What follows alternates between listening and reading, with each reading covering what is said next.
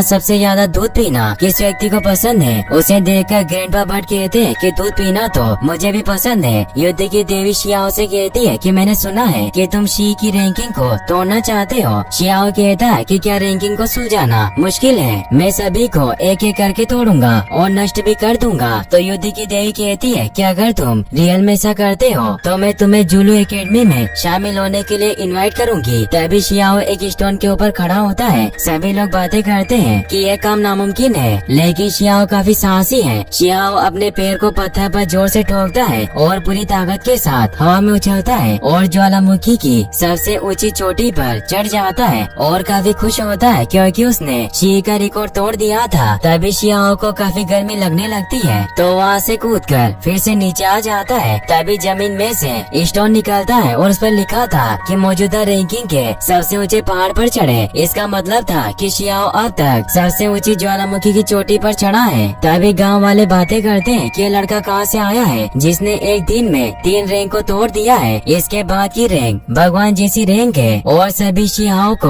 अपने साथ मिलने को कहते हैं। युद्ध की देवी शियाओ से कहती है कि तुम जुलू एकेडमी में आ सकते हो। शियाओ सभी से पूछता है कि क्या रैंकिंग तोड़ने का कोई इनाम नहीं है और अगर आप लोग नहीं देंगे तो मैं खुद ले लूंगा। और उस स्टोन के पास जाकर अपना इनाम मांगने लगता है और कहता है कि बस मुझे हड्डी का खजाना दो और वो स्टोन के जोर से मुक्का मारता है। रैंक स्टोन को तोड़ने के लिए शियाओ को 2 साल के लिए वॉइड गॉड रियस्म से बाहर कर दिया जाता है और शियाओ हवा में उड़ने लगता है और कहता है कि किसने कहा कि मैं स्टोन को नहीं मार सकता। शियाओ फिर से स्टोन विलेज में आ जाता है। केन फेंग बाकी बच्चों के साथ मछलियाँ पकड़ता है और शियाओ से कहता है कि मैंने कभी नहीं सोचा था कि मैं इतना खुश रह सकता हूँ। स्टोन विलेज के लोगों ने मेरे पैरों को ठीक किया। जो कोई भी यहाँ रहता है वो सब मेरे साथ भाई जैसा बर्ताव करते हैं। शियाओ कहता है कि मैं स्टोन विलेज छोड़ना चाहता हूँ और अभ्यास करने के लिए ब्यूटियन पवेलियन जाऊंगा क्योंकि मुझे और मजबूत बनना होगा। मॉम और डैड को खोजने के लिए ताइगू पर्वत पर जाना है। तो किंग फेंग कहता है कि फिर तो मैं भी तुम्हारे साथ जाऊंगा